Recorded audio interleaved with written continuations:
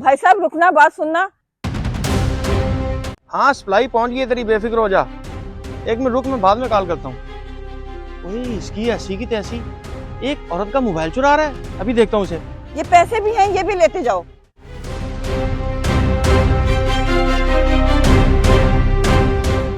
ये क्या माजरा है? ये तो पैसे भी उसे खुद ही दे रही है। पैसा और मोबाइल जब खुद ही उसने दे दिया तो मुझे क्या जरूरत है टांग डालने की, बाहर में जाए। मैं आ गया मेरा शिकरा। सुना क्या रिपोर्ट है? उस्ताद कभी तेरे शिकरी की रिपोर्ट खराब हुई है? हमेशा फिट होती है। ओए तेरी रिपोर्ट खराब आ भी कैसे सकती? आखिर तेरी ट्रेनिंग रशी भाई ने दी है, रशी भाई ने। आज तो फिर उस्ताद सोच से ज्यादा माल हाथ लगा है। ओए आज तो तू मोबाइल के साथ कैश भी लाया है। आज तो तूने वाकई कमाल कर दिया। उस्ताद तेरे शिकरे की दहशत ही बड़ी है। मैंने उससे मोबाइल खींचा, कैश उसने मुझे खुद दे दिया। कैश खुद दे दिया? शिकरे, ये वो चीज है जो आसानी से हासिल नहीं होती। इसके पीछे बहुत मेहनत करनी पड़ती है। खुल के बता मुझे, क्या कहानी है? उस्ताद कहानी का तो मुझे कोई पता नहीं। उस औरत से मैंने मोबाइल खींचा, उसने आवाज देके मुझे पैसे दे दिए, मैं लेके निकल आया। अरे ये कोई मुझे बड़ा राज लगता है, ये जरूर दरियाफ्त करना पड़ेगा। उस्ताद जी आपकी बात का मतलब नहीं समझा, क्या कहना चाहते हो? ओए इसमें समझ ना आने वाली कौन सी बात है? जितने भी हमने वारदातें की हैं उन सब में ये केस अनोखा है। उस्ताद पल्ले तो कख नहीं पड़ रहा। अब ये बता तेरे दिमाग में चल क्या रहा है? हाँ अब मैं तुझे बताता हूँ कि तूने करना क्या है। तू फौरन जा और उस औरत का पता लगा क्या कि वो करती क्या है। उस्ताद अभी पता करके आता हूँ।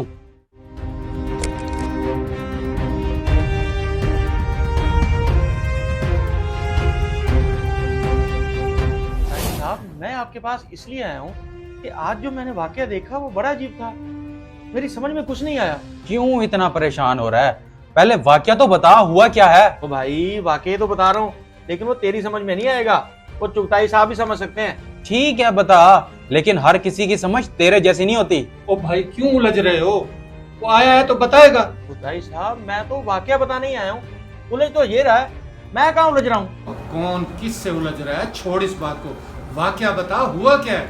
वाकया ये है जनाब कि एक खातून रोड पर जा रही थी, एक लुटेरे ने उसका मोबाइल छीना, उसने उसको रोका, जो उसके पास पैसे थे वो भी उसने उसको दे दिए।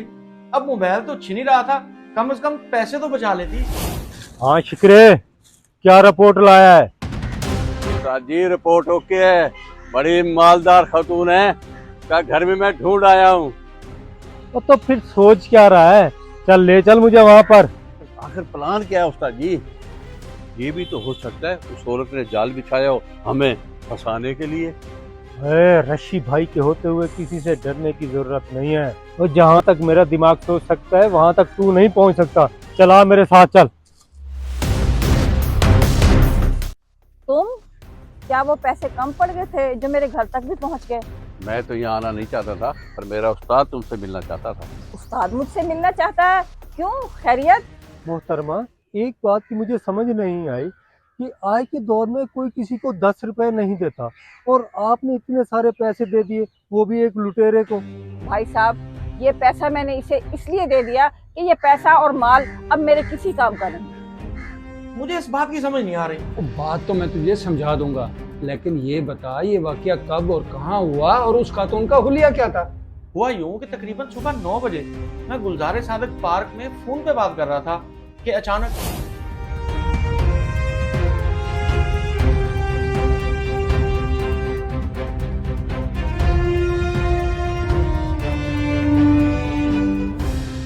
ये था खातून का हुलिया।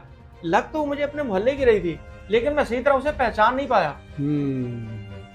तू नहीं पहचान पाया उस औरत को? बात तो तेरी सही है, वो इसी मोहल्ले की है, लेकिन तू पहचान क्यों नहीं पाया? बड़ी हैरत हो रही है मुझे इस औरत के इस अमल पे। वैसे अगर आप इस औरत के बारे में इतना जानते हैं तो आप हमें इससे महरूम क्यों रख रहे हैं? बताएं ना हमें। मोहतरमा, पैसा तो सबके काम आता है, आप कोई अजीब गुफ्तगू नहीं कर रही। आपको मेरी गुफ्तगू अजीब लगेगी क्योंकि ये माल और दौलत वाकई सबके काम आता है, लेकिन मेरे किसी काम का नहीं। मोहतरमा आप खुल के बताएं, आप कहना क्या चाहती हैं? बताता हूँ तुम दोनों को। बात यह है कि वो औरत हमारी गली नंबर 10 में रहती है। अभी पिछले महीने ही एक एक्सीडेंट में उसका पूरा खानदान ही अल्लाह को प्यारा हो गया। अब वो बेचारी अकेली है, सारा माल दौलत अब उसके किस काम का। वो बेचारी तो अपनी जिंदगी से बेजार है। अब ये सारा माल और दौलत उसके किस काम का। इसीलिए उसने सोचा होगा शायद किसी गरीब की मदद हो जाए। अब तेरी परेशानी दूर हो गई या और भी तफसीलात बताऊं कोई? बहुत बहुत शुक्रिया चौथाई साहब। जिस खातून के अमल पे मुझे हैरत हो रही थी, अब उसी अमल पर फख्र हो रहा है। अब मैं चलता हूँ।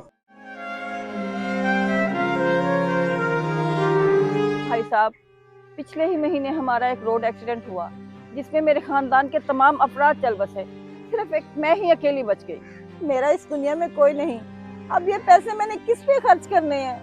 इतना हंसता बसता घर था मेरा, अचानक से सब बर्बाद हो गया। मेरा अब इस दुनिया में कोई नहीं रहा। मैं अब अकेली रह गई हूँ। इस वाक्य से तो ये हमें सबक मिला है कि हम तो दिन में कितनी वारदातें करते हैं, कभी हमारे साथ भी तो ऐसा हो सकता है। उस्ताद, आपका कहने का मतलब ये है कि हमें सुधर जाना चाहिए? तो सुधर भी जाना चाहिए। जो मौका मिला है रिश्ता बनाने का, उसे भी नहीं गंवाना चाहिए। उस्ताद, बहुत गहरी बातें करते हो, मैं नहीं समझ पाता।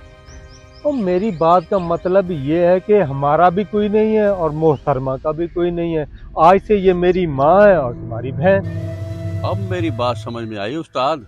मोहतरमा, आप हमारे साथ एक फैमिली की तरह रहना पसंद करेंगी? मोहतरमा, नजरें न झुकाएं।